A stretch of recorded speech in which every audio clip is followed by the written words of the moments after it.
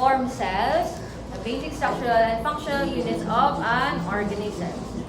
So, cells in your body are muscle cells, nerve cells, and your epithelial cells. So, let's, let's try to remember nga ang cells nga include sa cellular level, which is your muscle cells. So, sila na mga pinaka-important cells nga we need to remember. Your muscle cells, nerve cells, and your epithelial cells. So, kung mag-dig deeper na ta sa aton nga topic for physiology, we will tackle it one by one. Kung ano na ang muscle cells, ano na ang nerve cells, and your epithelial cells. So, gets pa, kaya pa. Bago pa lang So, okay. Sige, next, your tissue level. Okay. Are groups of cells and the material surrounding that work together to perform a particular function. So, ang tissue level nyo, so, siya ni ang group of cells nga gapa-make sang or gapa-perform sang aton nga function mismo sa aton nga body. So, four basic types of tissues in your body, which is your epithelial tissue, connective tissue, muscular tissue, and your nervous tissues. Kagina sa cell, ano ito galing ginang cells ta? Tatlo. This is your muscular, muscle cell, nerve cell, and your epithelial. So, sa tissue naman yan natin, we have four, which is the epithelial, connective, muscular, and your nervous tissues. So, what are those? Sige, what is your epithelial tissues? Miara, may idea din iban for your epithelial tissues. Sa skin, yes? Hindi. So, yes, siya sa Okay. O, anong no? Sila ang BTS. So, ang epithelial tissues forms the outer covering of the skin and also lines the body cavity. So, sakto si Sir. Siya sa found sa skin. So, connective tissues, yeah. Sino may idea for connective tissues? Any ideas, ma'am? Connects and supports the organs of the body. Okay. So, basic tissues types of the body. So, again, sila ni ang connect. So, in the name itself, connective tissues. Okay. For muscular tissue, any idea for muscular tissue?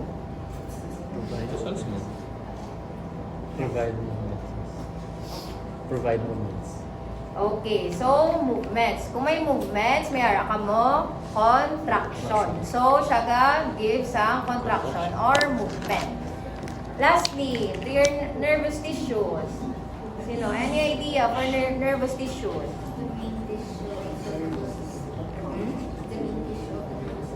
Yes. Ang aton nga nerve tissue, so sila nang ka-surround sa aton nga sa nervous system, which is your brain, spinal cord, wala na siya, brain and your spinal cord. So para maka-give siya sa aton nga coordination and so on and so forth. Sa aton nga nervous nga tissue. So, any questions? Okay, let's proceed to your next hack. Sige, your organ level.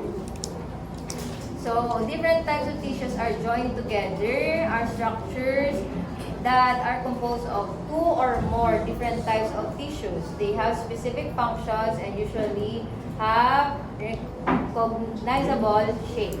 So, organs. Organ level. So, ano na di ang nabilong sa organ level? Your heart, stomach, your brain, livers, and so mo na silang inyong organ level. Sige. Next, for your system level, consists of related organs with a common function. Example of the level system, also called the organ level, system level. So, magkabang system level, ano na di ang nabilong? Digestive system, ano pa? Yes? Ano? respiratory, endocrine, cardio, nervous. Okay. So, na siya ha. So, easy lang, di ba? Easy pa lang, tapos subok. So, any questions for your system level? Okay. Next, your organismal level. So, any living individual, all parts of the human body functioning together constitute the total organism. So, magamit the organismal level, meaning human being na ginaton ginato. So, ang atong gina-discuss is more on human being itself na siya. Okay? Proceed. Yes, miss. Let's, dasig lang, tasubong guys, like 27 slides na ako no? And, yes, i-post ko. Sige, let's go to your characteristics of your living human organism. So, we have six level living or human organisms, which is your metabolism, responsiveness, movement, growth, differentiation, and your reproduction.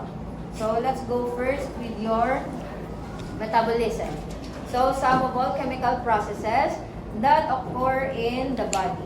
We have two phases of your metabolism, which is your catabolism and your anabolism. So anyone that's an idea for catabolism and your anabolism? Nabatian na niya or waay pa? Familiar lang. Familiar lang. So, wala kita idea, wala pa. Yes. Metabolism is the breakdown of chemical, Yes. and anabolism is the build-up. Yes. Okay. So, ang ginabalism is correct. So, your catabolism, more on build up na siya ha sa chemicals or substance into simpler components. While your anabolism, sila niya ang build up. So, ang catabolism, breakdown. Ang anabolism, build up. Okay. Sige, next. Responsiveness. So, body's ability to detect and respond to changes. So, mga reflexes. Most examples in your responsiveness is your reflexes. Example, bikwito, may mo po, danong responses sa iyo. Somehow, okay. Okay. Next, movement.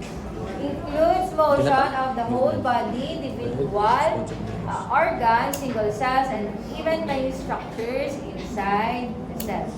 So, ang aton nga body is composed again with your organs, cells, and organs and cells. So, if mag-merge na, if mag-go on together na sila, maka-create a movement. So, if may ara, ang insufficiencies sa dira, example, sa aton other systems, di ba, may ara, di ba, limitation of motion, may ara, may difficulty, naga-create sa aton nga body.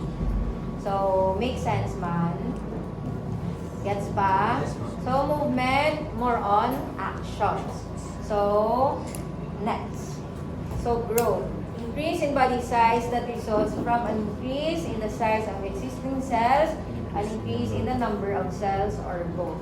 So, again, so, di ba, nato sa aton anatomy, kung sa anatomy ta may ta growth plates. So sa aton physiology, as we grow, as we age, so ano man ta, grow man ta, di ba? And kung ta sa peak ta ya or sa older stage ta, naman ta deteriorate. So may ara nga example la. One of the example is in your anatomy sa bone. If na-reach nyo na ang inyong peak or ang pinaka-last na part or last na age nyo gid. So, don't expect na mag-grow pa ka. Okay? So, sa ano lang na yan ha? Sa bones lang na yan. So, give ko lang as an example. Okay? So, ang aton nga mga organs, kung hindi na sila pag i-take care, didako pa na sila. Kung kadako na sila, ato na example, mga organs, kung dako na sila, ano na sa good thing or bad thing? So, balancing. Kaya nga, dapat gina-maintain ta ang normal sa aton nga organs or ang aton nga reproduction sa aton nga mga cells. So, dapat, next na lang kami sa next na pakita ko.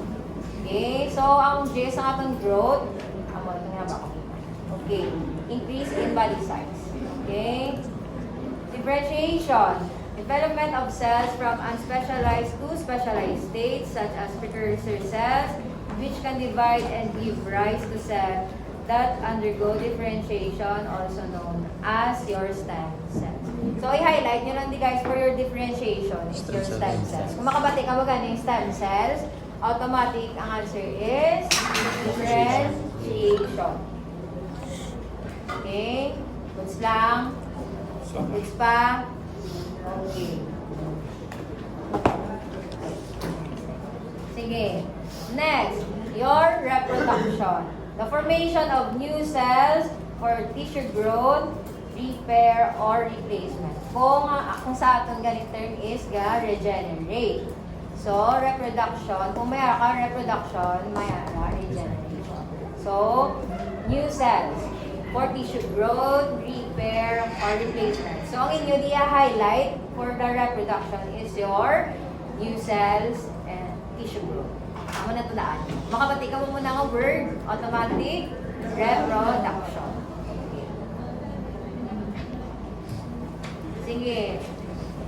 Let's tackle your homeostasis. Sige. Balance in the internal environment. So, sige. Magamba ka mo homeostasis. What's the idea dahil? Kung anong nagaka-think nyo dahil? System in your body that keeps in check kung anong may problema or anong gasubra. So, balimes, ginabalance ito ng gas. Yes, okay. So, we need homeostasis sa aton, ha? Kaya amot ka nga ba kung kagina? For your, kung tamaan sa growth, balang apart, if magtamaan kang grow ang inyo or ang damo ang growth sa inyong sample organs. So, dapat hindi na siya, like example, your heart. So, di ba ang kadako sa heart is just like your fist. So, kung tamaan siya kadako, matamaan siya kadako, kung wala ka homeostasis sa iyong mga body, tend ya malako siya. So, ma-hypertrophy siya, ma-hypertrophy. So, ma-enlarge yung inyong heart. So, it is a good thing or bad thing? So, for it's bad thing. Kaya, the more enlarge yung inyong heart, the more compensate ang inyong body sa kinanglan sa inyong heart. So, much better na equal lang ang everything tayo, especially ang sa aton na organs. Okay? Equal reproduction of cells sa aton nga whole body. Okay? Next. Let's go to your intracellular and your extracellular fluid compartments.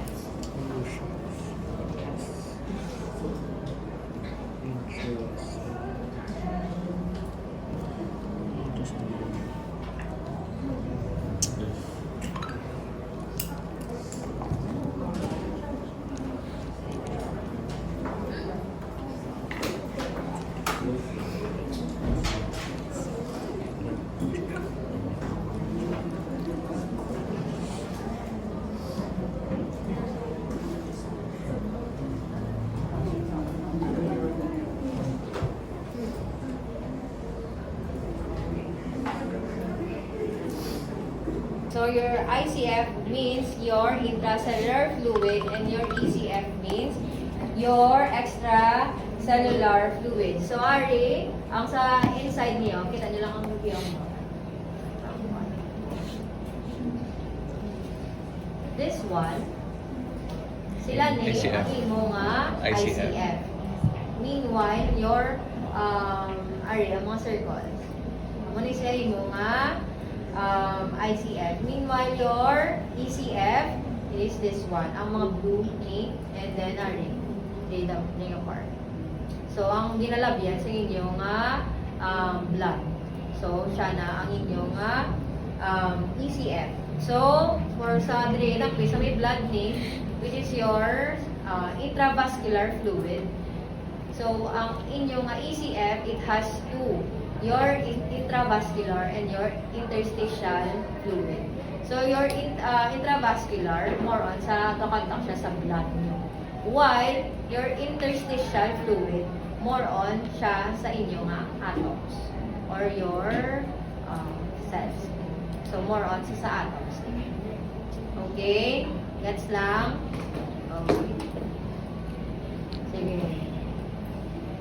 Sige, let's go to your feedback. So any idea may may ara sa feedbacks? Sa feedback systems.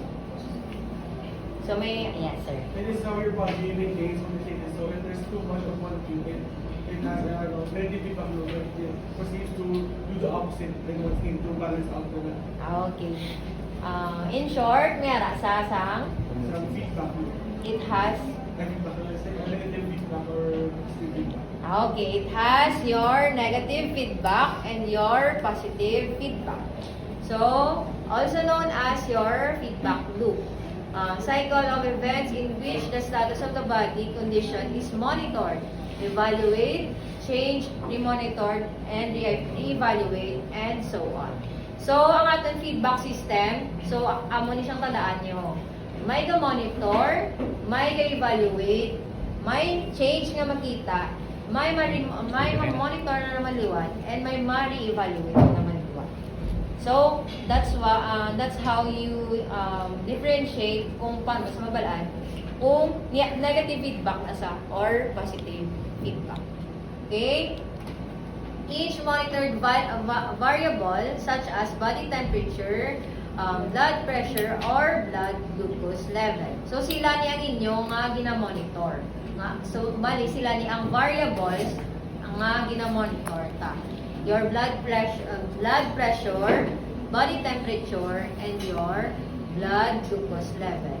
So, ang inyong ang glucose level, yung ang sugar sa inyong body. Okay. So, term as a controlled condition. So, or controlled variable. So, any disruption that change a controlled condition is called a stimulus. So, kung ma-disrupt lang na ang aton nga controlled variable, ma-change na sa into your stimulus. Okay? Gets pa? Okay. Sige. Sa aton na feedback systems, we have three basic components, which is your receptor, control center, and your effector. So, may pakita lang ako picture. Okay. So, ari atong stimulus. Ang stimulus ta. Okay. So, ang area, start sa aton yung stimulus. So, ang aton, nadumduman itong aton control conditions or control variables. Ano to gani? Blood pressure. Blood pressure, Glucose level. blood glucose level, and your Body. body temperature. So, dili na sila na ding ari di nga present sa inyo nga control condition. So, your receptors, sila ning ga-monitor sang changes sa inyo nga control condition or your control variable. So, kung ma-monitor na nila, ma-send na sila sang ang input sa aton nga control center. So, ma-input siya sa inyo nga control center. So, ma-send sa inyo nga impulses sa inyo nga control center. Then, sa aton control center,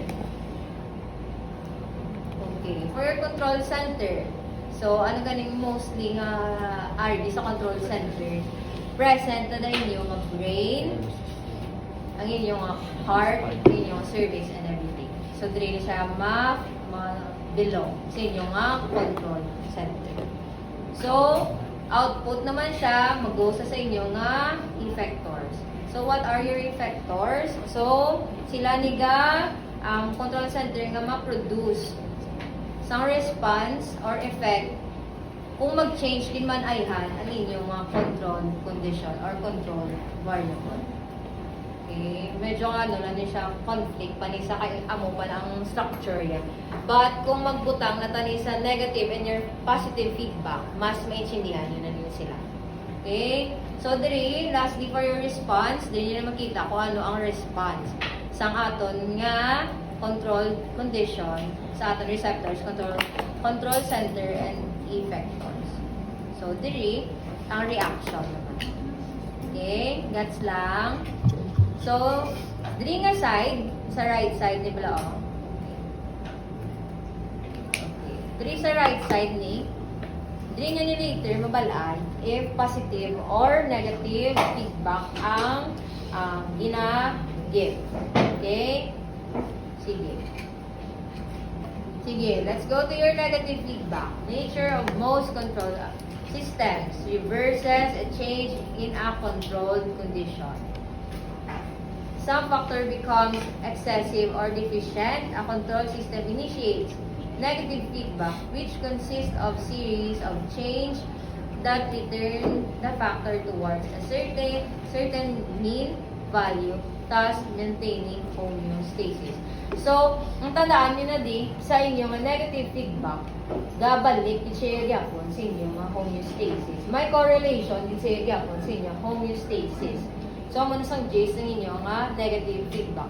Although nag-go na siya sa inyong receptor, sa inyong control center, and sa inyong effector, at the end, magbalik siya liwat sa inyong control condition or control variable, mabalik siya gyapon sa inyong balance.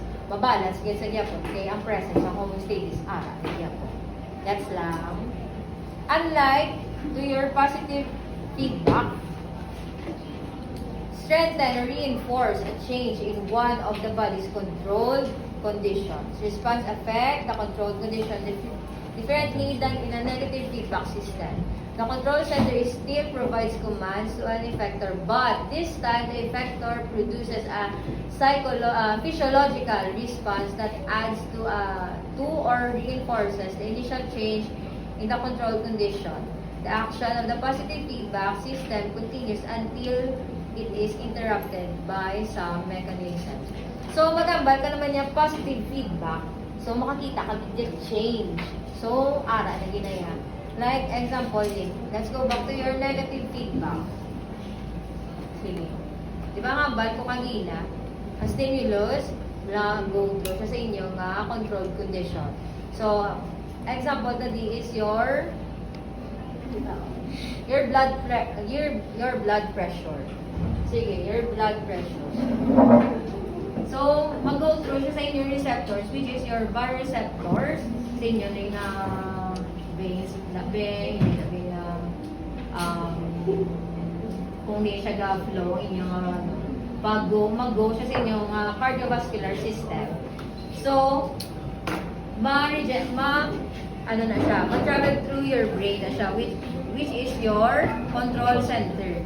So, ang sa negative feedback, so ang receptor yan na din is yung mga baroreceptors. And your control center, which is your brain. And masend sa output sa imo nga effectors, which is your heart and your blood vessels. And then, makakreate sa response, decrease heart rate and dilation, mga bakal dilation, galing yung blood vessel. Dako. So, meaning gaway din. Kung constriction, gani. Ga-contract. So, ga-constriction, gagamay. Ga-narrow ang pathway. While your dilation, gaway din. Gadako ang pathway. So, matandaan nyo. So, ginahelp din natin sa imo response na ma-decrease sa dapat. So, dridan sa controlled condition din, sample be nag-exercise ka, nagtaas yung blood pressure. And then, send signals to your baroreceptors, your control center, and your effectors. Sa response na diri, ang i-response sa body mo para maglugo siya is ma-rest na sa danay. So, ma-rest na ma-adapt na naman siya sa wala activity. So, kung wala activity, makarest ang imong heart. So, tendensiya manubo ang balik or manormal balik ang iya nga blood pressure nga ginahatag. So, dili ni ka-happen sa dili nga side, sa right side, dili siya kakatabo, mabalaan nyo kung positive or negative feedback na siya. So, sa response pa lang diri, makita nyo na nga gaamat-amat na siya, ginamat-amat na pabalik ang inyong blood pressure into normal. Okay, kung dili, sa pabili mo stimuli is your activity. Butang tabi nag-jogging ka mo, be. So, butang tabi sedentary lifestyle, pagin ka mo. Gulpi ka mo nag-jogging. Taasin nyo BP. Pag taas ang inyong BP, masend na sa signal, ang inyo, din ang inyong BP sa control condition. Masend na sa signals into your baroreceptors, into your brain, into your effectors. So, what is the reaction? Kung ang reaction sa inyong organs towards sa activity itself, di ba, nagtaas. Dayon, nag-exert ka mo, nga nag-rest ka mo. So, pag-rest nyo, nag-response gulpi ang inyong body. So, ang adapt na response ng inyong body is ma-lower down. So, na ma-create ang inyong homeostasis sa drain na part. And then, mag-go back na siya, and then mabalik na siya sa inyong normal blood pressure. Gets lang? Sige, kung medyo na sa akong explanation, I will give supplementary video. I-play ko di sa later para mas maintindihan nyo. Kaso, ang kinalain lang sa i-give, yung ginhatag ko di is ang aton di nga controlled condition na gin-give ko is blood pressure. Meanwhile, later is temperature. Mas better, kaya mas ma-understand yun sa later. Okay, so same concept lang ni siya gyapon. So, dili, mayroon siya yung homeostasis.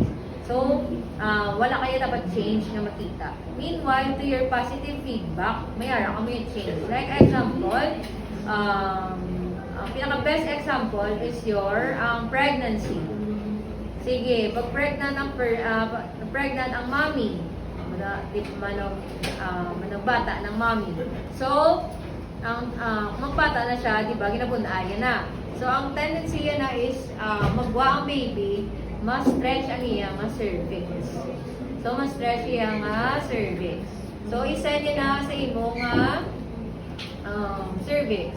And then, matag na sa signal sa imo ng brain. Habang naman sa brain mo, sa imo nga cervix, kung ano ang dapat i-react. So, more on, mag-give lang siya, may increase lang na diya, ang imo nga ang i-give niya nga signals, may increase lang mang-increase hasta may change ka na nga makita.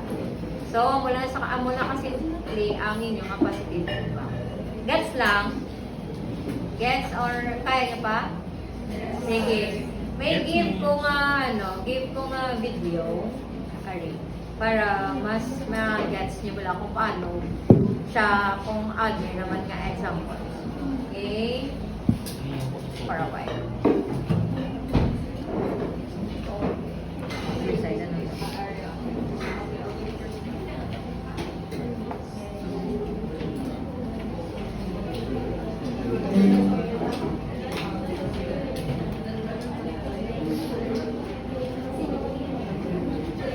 In this video, we're going to talk about homeostasis. This is an overview. Although the environment around an organism changes, the organism maintains relatively stable internal conditions. This ability to maintain internal stability is called homeostasis. For example, if a person stands in a cold wintry night or hot sub-Saharan Africa, the person is able to maintain a normal internal body temperature between 36 to 37 degrees or 97 to 99 degrees Fahrenheit through homeostasis. The main mechanism to maintain a homeostatic environment is through negative feedback. Negative feedback is where the body senses change and activates mechanisms that negate or reverses it. The term homeostasis was coined by an American physiologist, Walter Cannon, to explain this tendency to maintain internal stability of the body. However, the internal stability that is maintained is not absolute. Rather, the internal state is maintained between a limited range, and it is useful to use the term dynamic equilibrium. And a good example of this is the internal body temperature, which is usually maintained between 36 degrees and 37 degrees, for example. Again, the main mechanism to maintain a homeostatic environment is through negative feedback. So let's look at how the body maintains normal body temperatures using negative feedback. The stimulus is, for example, here an increase in body temperature because perhaps the person is exercising or it's super hot outside. This increase in body temperature will be detected by the brain, which is the control center, and will activate mechanisms to lose heat to keep your body cool, and this is done via the hypothalamus. The hypothalamus will send signals out that will cause vasodilation, which is widening of the vessels. When blood vessels of the skin dilate, warm blood flows closer to the body's surface and loses heat to the surrounding air. If this is not enough to return your temperature to normal, sweating occurs through activation of sweat glands. And sweating is the evaporation of water from the skin and has a powerful cooling effect. Now, you can imagine when it is hot outside, you are sweating and appear flushed from the dilation of the superficial blood vessels in the skin.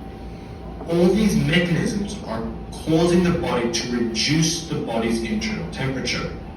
When the body's internal temperature returns to normal, the brain's hypothalamus heat loss center shuts off. And this is done through negative feedback. The negative feedback essentially stops the hypothalamus's heat loss center because the body does not need to lose any more heat.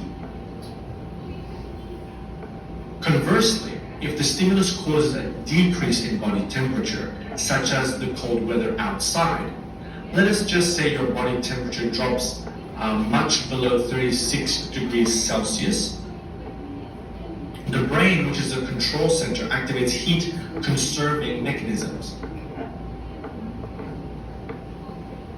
The first to be activated is vasoconstriction, a narrowing of the blood vessel in the skin, which serves to retain warm blood deeper in your body and minimize heat loss from the skin. If this is not enough, the brain activates shivering muscle contractions, tremors that will generate heat. These mechanisms increase body temperature, and when the body temperature is back to normal, there will be a negative feedback to the brain telling it to shut off the heat-promoting centers. So body temperature will increase and the hypothalamus heat-promoting center will shut off. So that was an example of how negative feedback works to maintain an internal stability. And we used temperature, internal body temperature as an example. While negative feedback is the main driver of homeostasis, there is also something called positive feedback, which is a self-amplifying cycle in which a physiological change leads to an even greater change in the same direction.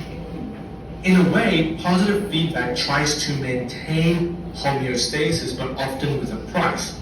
Let's take a look at a positive feedback example, which is a woman breastfeeding, lactation. A baby suckling on the mother's nipple will activate mechanoreceptors in the nipple.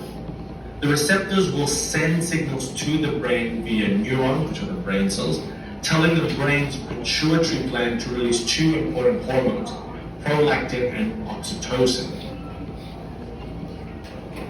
Prolactin is a hormone which stimulates milk production in the breast tissue, while oxytocin is a hormone which stimulates muscle contraction, smooth muscle contraction of the breast, allowing the milk produced to be ejected out of the nipple. The milk ejected is taken by the baby, and the whole process continues. The baby suckling will activate mechanoreceptors, which will stimulate the brain. This is a positive feedback loop because nothing is being suppressed here. It is amplifying a response.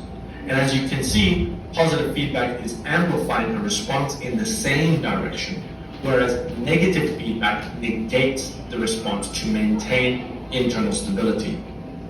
Positive feedback can be dangerous because of this self-amplifying capability, which can quickly change the internal state of the body to something far from its homeostatic set point.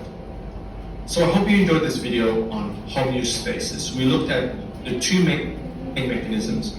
So I hope you enjoyed this video on homeostasis. The main mechanism of homeostasis is through negative feedback, but also there's something called positive feedback, which is important to know. Thank you for watching. Okay. So, nag-gets naman ang gist sa video. Nag-gets nyo ba ay? Nag-gets, miss. Sure? Sure? Sure, miss. Sige, makuton na kaliwat. Ikaw, sir, gaman mo. Oo. Sige. Oo. Ang sa pag-iintindi mo, ano pag-iintindi mo sa negative feedback? Negative feedback, miss, kung let's say, miss, kung kapangorog ka, miss, negative feedback na, miss, since ang imong nga body ka, kuhan mo na, miss, Ano, sir? kaya dapat sa environment para mag-normal yung mga body temp, Sige. So, ang kalinang sa video is, ang example is your body temperature. So, stimuli mo isang heat. So, nag-adapt imo body sa heat. So, ang imo nga normal temperature, din pataas ya.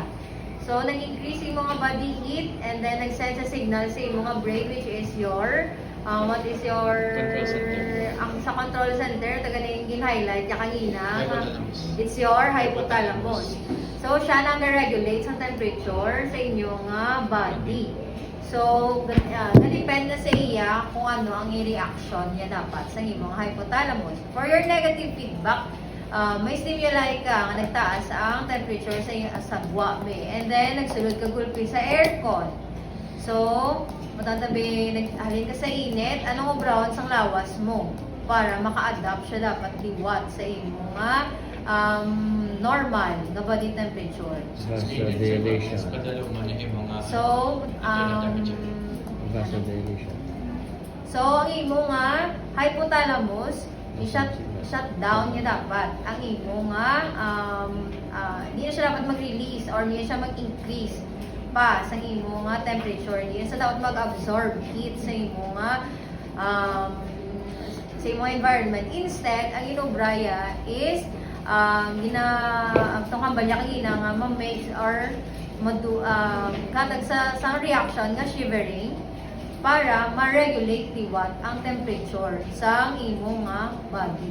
So, ang main gist na sa imo nga negative feedback is needed na siya for your homeostasis. Kaya ang homeostasis is very important to our internal. Kaya kung wala kang homeostasis sa inyong body, meaning may problem gid. May problem gid nga hindi equal ang distribution sang inyo da nga internal gid mismo. So, ang pinaka-important gid for the feedbacks is your negative feedback. So, ang iyan naman to ang iyan naman ka positive feedback, ang hambal lang man to is siya ang create change. So,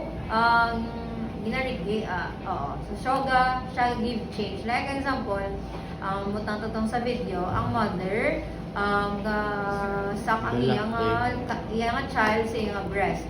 So, ang imo nga brain ma-produce pagit siya ginabal ang imo nga matukan nga organ digina ang produce ang imo nga prolactin and oxytocin. It's your pituitary. So, gina-send sa signal sa imong pituitary. So, amo na siyang imo nga control center. Dayon, mahatag pagin siya ma-send sa signals and mag-give sa more on prolactin and oxytocin para makaproduce sa milk. So, di ba? Mas siya gag-give lang siya gag-give. So, wala siya gabalik sa tsakto. Wala siya gabalik sa imo nga normal. So, mo sa kinalain sa negative feedback mo and your positive feedback. So, highly important gid is ang imo nga negative feedback. Yes, sir. Ang positive feedback, miss, mabalaan mo gid sa physical, di ba, miss? Yes, Kaya so, like external change sa miss.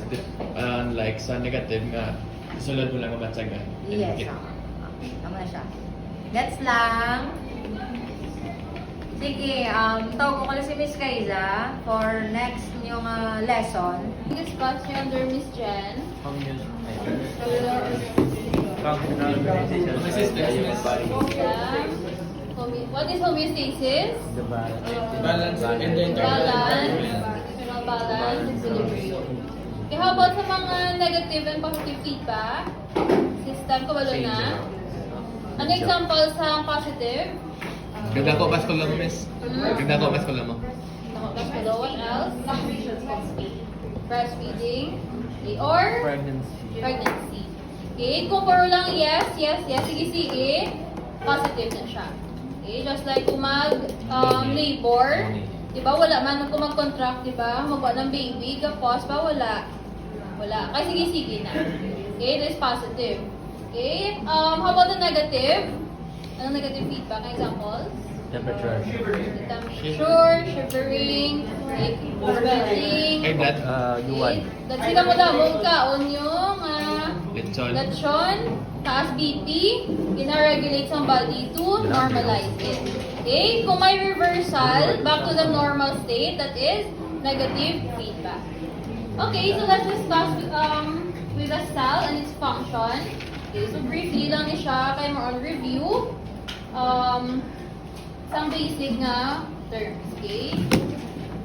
First, what is a cell? Anong cell?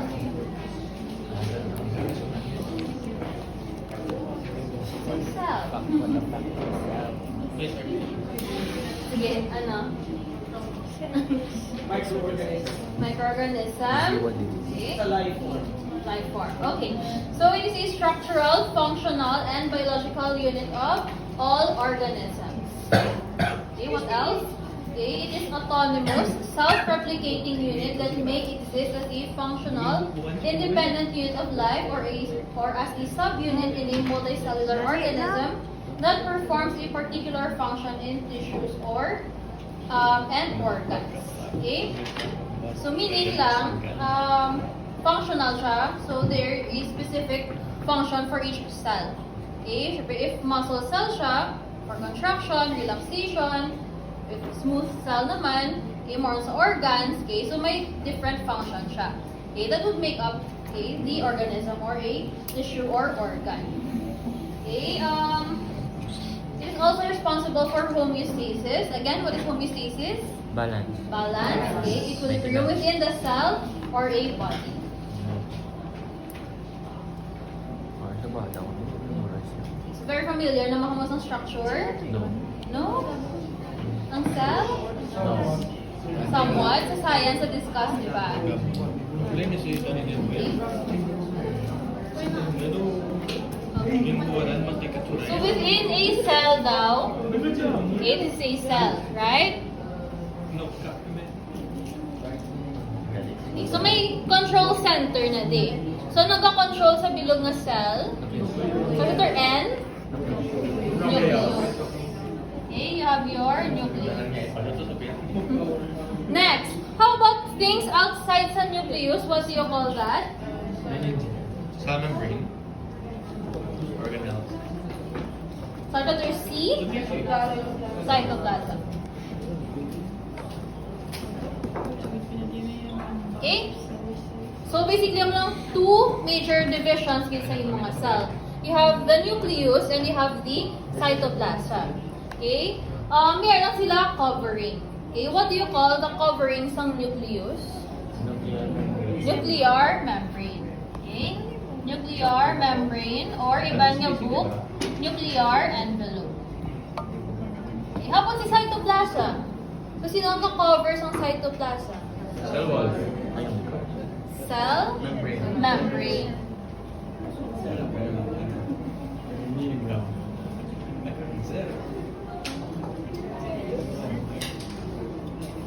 Okay, cell membrane. Other name? Cell wall. Plasma membrane, plasma wall, cell wall. Cell wall. Okay, all are the same. So, they're named membrane, envelope, or wall for a reason. Okay, nga, anong ilang reason ni Amon? Ano ilang function? To protect. Ano pa? Transport. Okay, more on the guard sila. Okay, so, pwede, amo lang ni makasulod, and amo lang ni ang makagwa. Same with your nucleus. Okay? Certain substances can only go in, and certain substances can only go out. Okay. Sorry. Okay, so briefly lang, ano ang gina-house or what can you see inside the nucleus? Dapat May tapos yan. ATP. Ano? Ito mo yung sansura. DNA. Okay, it's your DNA and RNA. Okay, there sila makita tanan, nucleus. Okay, how about you see mitochondria, tanan na, other organelles din makita Outside. outside sa nucleus. It's in your cytoplasm. Okay, you have your mitochondria there. Okay, your endoplasmic reticulum. Okay, so we discuss na sa tanan. Okay, so you have here a plasma membrane, cytoplasm, and your nucleus. Ano na? Ano? Kaya? Hindi alam. Ang title. Is you have a term nga protoplasm. Okay, so different substances that make up a cell are collectively termed as protoplasm. Okay, so ano ang composed ng protoplasm? You have your water, okay, you have your electrolytes, you have your proteins, lipids, and carbohydrates. Okay, again, si protoplasm, sige, makita nyo sa mahatag mo ko handouts. Okay, but please do listen. Okay, mainly composed of water. Ano ba ito ginwakal ko? Hindi. Electrolytes, what else? Lipids, carbohydrates, and protein. So, feeling nyo important ito na sa cell? No. No? Yes. Kung may kulang, what will happen to the cell? Imbalance. Okay? Yan, water, electrolytes, lipids. Ano meaning ka lipids? These are your fats. Okay? Important si carbohydrates. Yes, because it will give you glucose for energy. ATP. Okay, energy. Protein. Okay? P for protein. Water, electrolytes. So far, gets lang. Carbohydrates. Carbohydrates. Protein. Protoplasm. You have your electrolytes or ions. Same lang sila. Okay, let's talk about your plasma membrane. Okay. So, na-discuss na naman siya. Okay, ang function yun. Okay, plasma membrane. A selective barrier. Ano mean ka selective barrier? Choosy. Choosy lang siya. Okay? So, dapat siya lang makasulod. Siya hindi pwede. Okay? Choosy siya. It regulates the flow of materials into and out of the cell. Okay? To maintain an appropriate environment for normal cellular activities. Okay? Kaya tendency, let's say, kung damo-damo tubig, mas dun sa cell, may tendency maglupo. Okay? So, gina-regulate mo na siya. Next, you have a lipid bilayer. Ano meaning ka lipid bilayer? Okay, so i-zoom in, si plasma membrane. Okay. Ano meaning ka lipid again? Fats. Okay, so may line up din yung fats. Okay, bilayer, ano meaning? Dua ka layer. So may dua ka layer of fats here. Okay, that is your plasma membrane. So basically, dua ka layers, kung fats, makalabay ang water or hindi. Hindi. Okay? So, hindi may kalabay ang water. Kaya again, protected siya sa plasma membrane. Okay, that is your lipid bilayer composed of phospholipids, cholesterol, and your glycolipids. Okay? You have also a term there, amphipathic. Okay?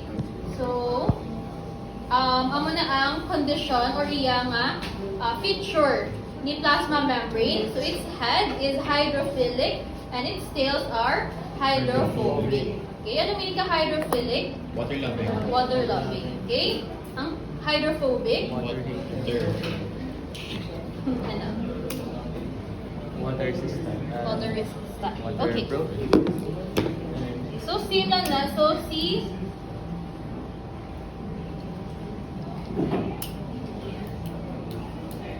So, basically, yung si plasma membrane. Okay? Meaning, diyan ka face ang water. Diyan makita ang water. De. Yan. Okay, makitang water. Here, or here. There. A, B, or C? Symbol A? Outside. Symbol B? Ay, wait. Symbol C? Wala.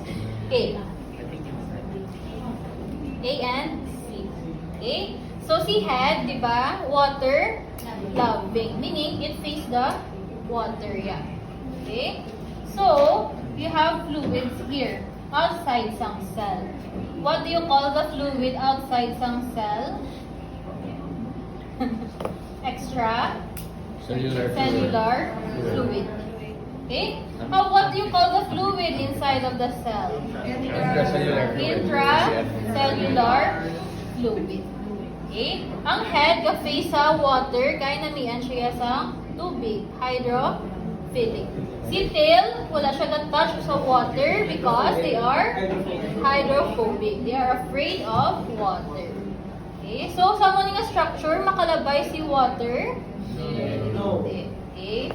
Unless may mga other structures involved na. Okay? May mga tunnels. So far, gets lang. Yes,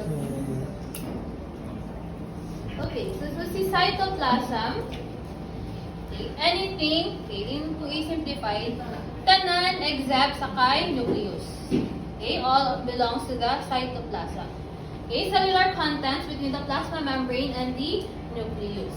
Okay, so it also contains your cytoskeleton. Okay, by the name itself, is ang definition is nasa name. Cytoskeleton, what is the function? To Give get the cell structure. shape, structure. Okay, very good.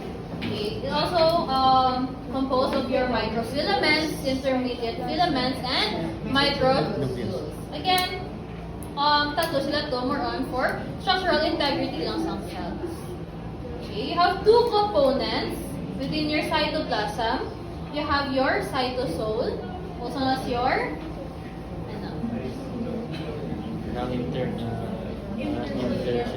okay, diba the water inside of the cell, it is called your intracellular fluid. Other books, okay, gusto pagid magpa-nosebleed, ingalanan pagidlain, called your cytosol.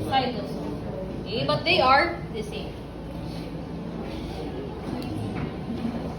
Okay, so same lang ako magkaon ka cookies and cream.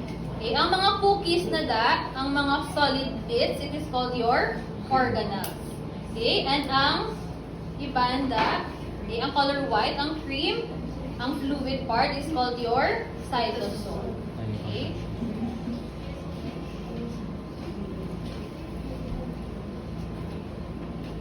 Again, di ko mag-dwell deep within the cytoskeleton, but you also have your microfilaments. Okay, more on for muscle contraction na. Okay, hindi ko siya pag-dwell on because it will be discussed sa ibang na topics. Okay, you have their actin and myosin, discuss sa muscular physiology pa.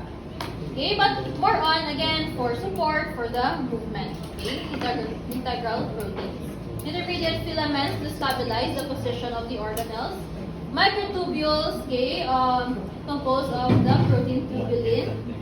Okay, for cell shape movement of the organelles. Again, for shape, okay, structural support lang sa cell tanan. Okay, you have your cytoskeleton.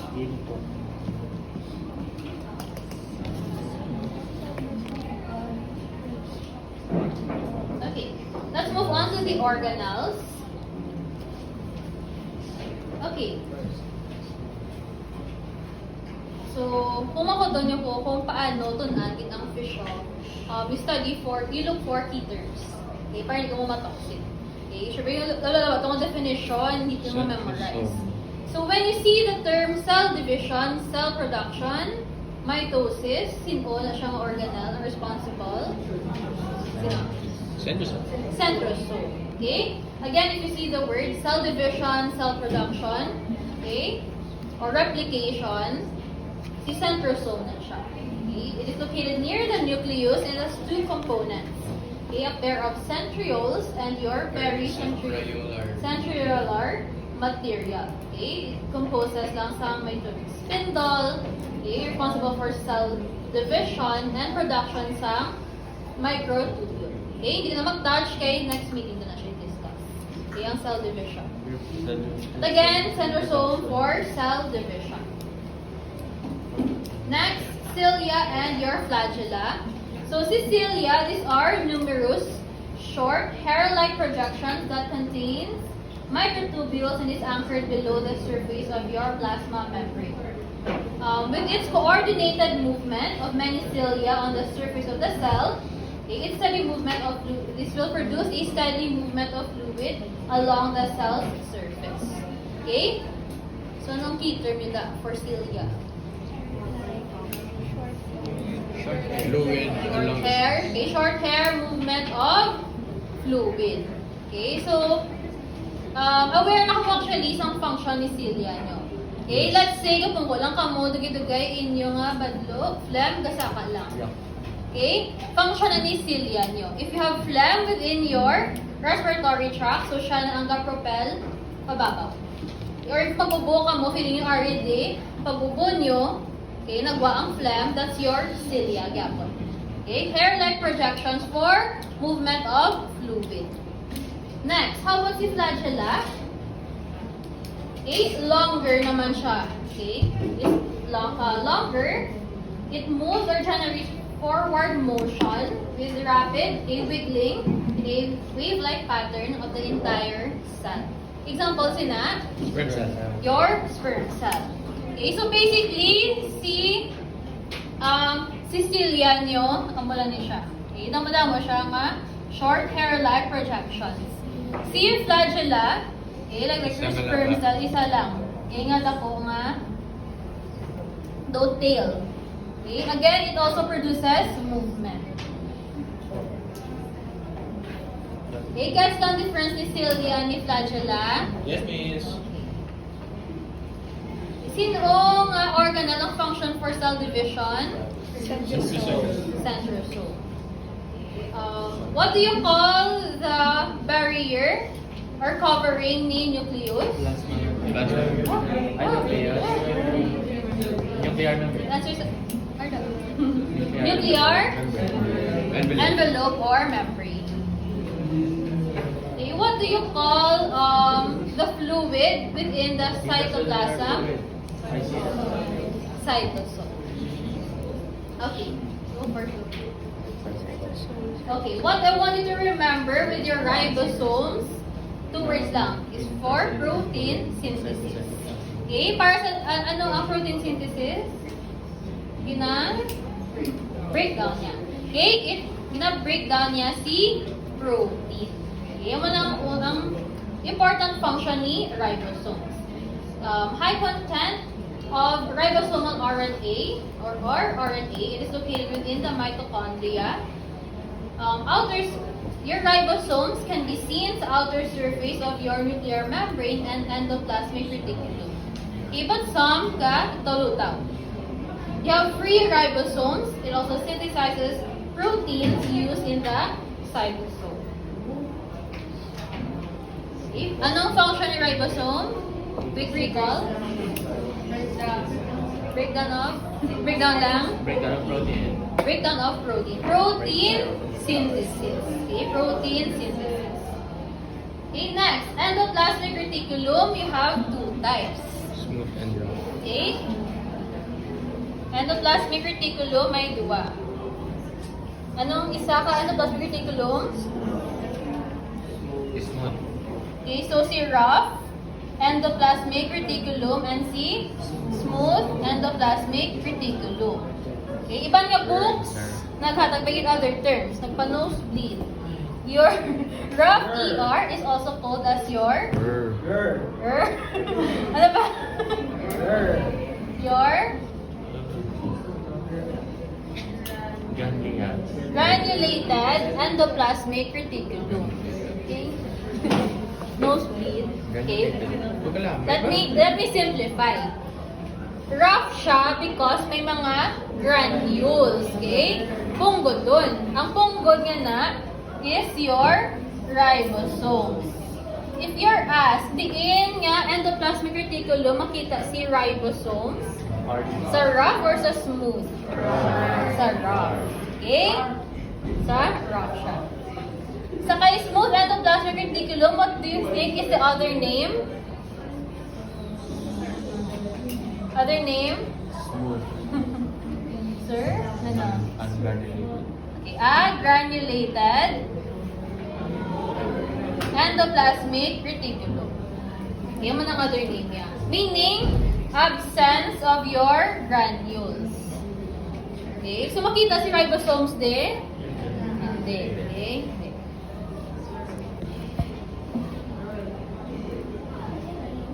Okay. So, endoplasmic reticulum, a network of membranes, okay, in the form of flattened sacs or tubules that extends from the nuclear envelope and projects throughout the cytoplasm. Okay? If this is your nucleus, ari lang din si endoplasmic reticulum. Okay, you have your rough ER. Okay, so let me simplify again. Sino makita gani kay rough ER? Ribosome. So, anong feeling niyo, anong function ni rough ER? Protein synthesis. Okay? Protein synthesis. In comparison kay smooth ER, so damo mo siya function, right? Ang important function ni smooth ER is for lipid naman siya. Lipid synthesis. Gina-breakdown niya ang fats. Okay? Again, what is the function of rough ER? Protein synthesis. Smooth ER? Lipid synthesis. Okay, very good. Okay, you have your Golgi complex. Golgi or Golgi complex. Sorry. Okay, so first step in the transport pathway of the protein. Okay, so what I want you to remember sa kay Golgi complex, it modifies, sort, and packages protein. Okay, so siya si JNT, ano ba yung mga iba na mga career? Okay, so siya ang ga-modify, siya ang ga-sort, and ga-pack sa proteins. Okay, pakadun siya different destination. Okay, so do JNT siya yan. It receives and modifies protein produced by the rough endoplasmic reticulum. Okay, so mali ang ginahimo niya. Ano na-receive yung what, miss? Protein. Okay? Diba, from your nucleus, ribosomes are si protein. Okay? Malabay di sa ihatag ipagid kay Golgi complex here. Okay, to be sorted. Okay, hatagay lagi din sila. Okay, so as you can see, si protein, okay, enclosed siya sa isa ka, sac or vesicle. Okay, malabay siya sa inyong, okay, very rough ER, makato siya sa Golgi complex. Okay, so malabay siya, okay, and may sorting center here. Okay, RB sa Bacolod, Iloilo, Cebu, okay, yung muna ginahimo niya. Okay, so it packs, it modifies, it packs, and it delivers. Okay? So that, makado siya sa plain langit na areas. Okay? Basically, yung munang function ni Golgi complex nyo. Okay, around steps. Okay, pakado siya sa Golgi complex. Okay, i-transfer siya. Okay, then i-sort. Okay, into different areas. So, it's either end product nila sa number 7, 8, and 9. Okay, depende if ano, iyan makadto si protein. Okay, next. Si lysosome. Okay, this is produced by your Golgi complex. Okay? What I wanted to remember sa kay lysosome, siya ni ang palakaon. Okay? Is a membrane-enclosed vesicle that forms from the Golgi complex with acidic pH. Okay? So, kung kanon niya, tunawon niya kami mga acid. Okay? It contains powerful digestive and hydrolytic enzymes. Okay? So, ka-nosebleed, pero ang term na is ikanon niya kag tunawon. Okay? I-engulf, i-digest. Okay? I-break down niya ang molecules. during endocytosis. So the function is to help recycle worn out cell structures. It engulfs, digests, and returns the components for reuse. Okay, so pwede ba siya ma-reuse? Okay, you have two terms there. You have your autophagy. Entire worn out organelles are digested by a autophagosome, or autolysis or autolysis, it destroys the entire cell. Okay, so si lysosome, pwede niya makaon, nagtunawon. Okay, or si autolysis, itirohon niya. Okay, destroy niya yung entire cell. Okay, it can be engulf niya or patcho niya. Patcho niya tayo. That's lang. So far, okay ba mga pinan? Next, peroxisomes. Okay? So siya ni, kung palainom ka mo, so siya ni ang usually kaka-activate. Okay? So, it decomposes your hydrogen peroxide. So siya ni ang, though harmful siya sa body nyo. Okay? So, if you keep on drinking alcohol, okay, so siya ni kaka-activate. Okay?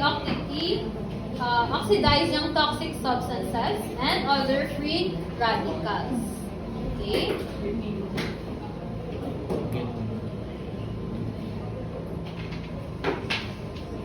So, kinadetoxify niya lang.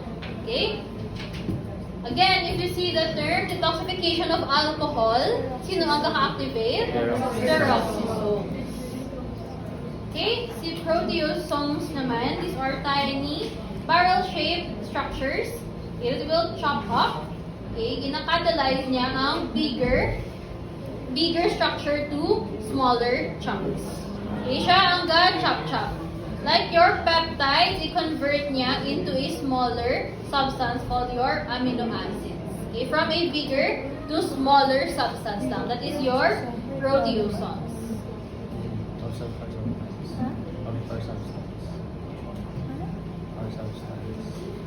Okay, gets lang so far?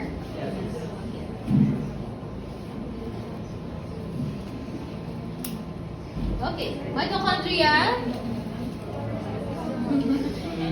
it is known as the powerhouse of the cell. Nga, powerhouse? Generates energy, miss. Okay, what do you call, okay, medical students, what do you call the other terms of energy? ATP. It's your ATP. Meaning the ATP? Adenosine phosphate. Okay, adenosine, Triphosphate. triphosphate. Okay? So, meaning, may tatlo ka phosphate ions ka nag-bind. Okay? So, how do you produce energy? Krebs cycle. Okay, it is from your Krebs cycle. If si ADP, adenosine diphosphate, may mabind nga additional phosphate. If mag-bind ka, anya ka energy. Okay? Wala.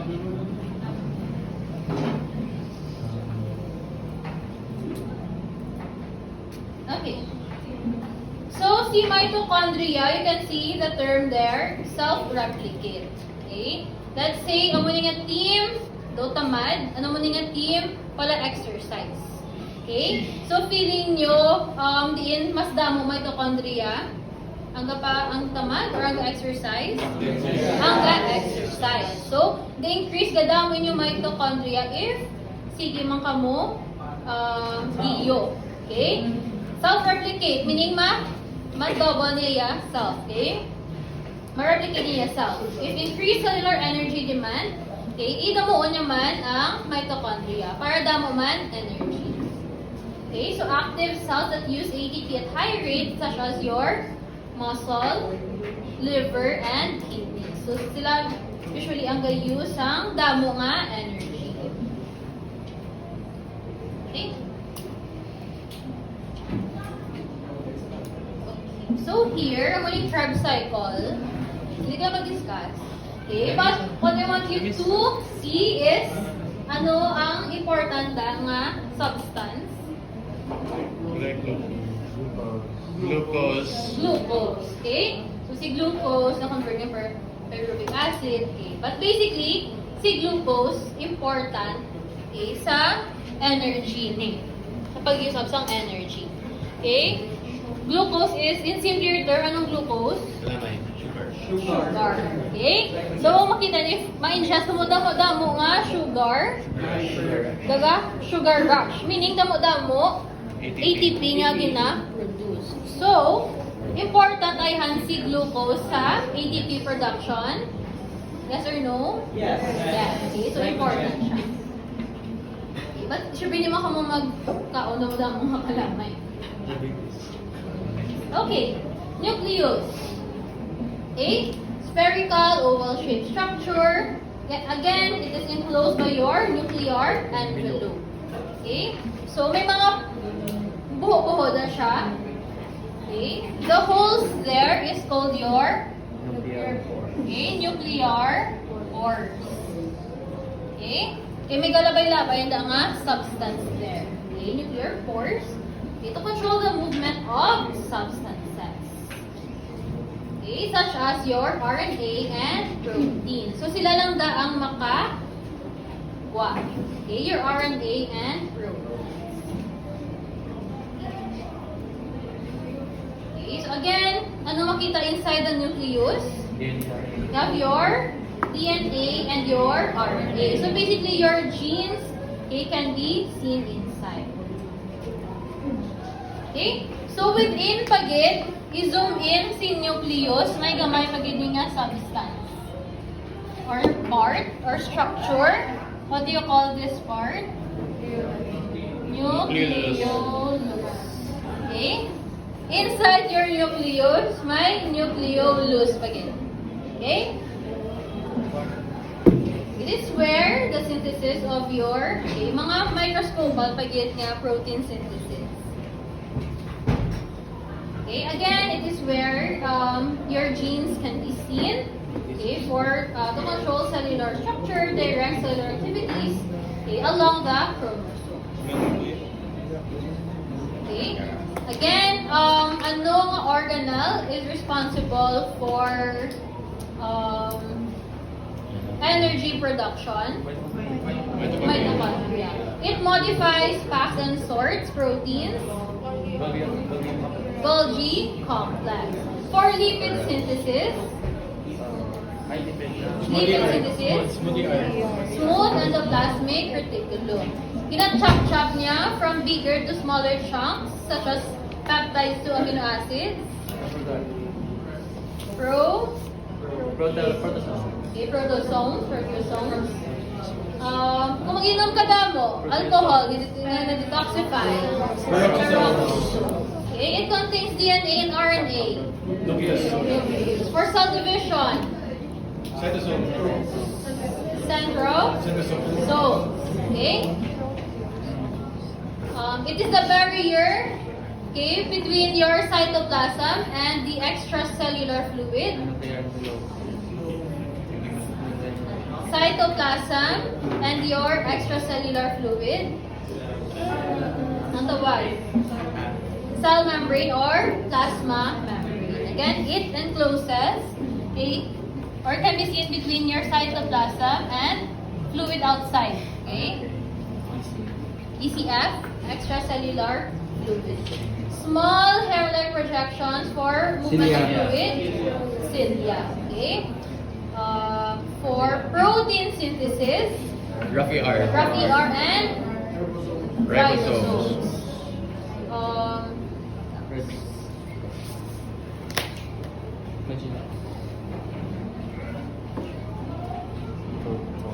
How about the bigger na hair-like projection for Flagella. men? Okay, flagella. Any questions? With? No. With? Egg is practice. Practice quiz. Q&A. Practice quiz, pero habalo kong answer sa quiz.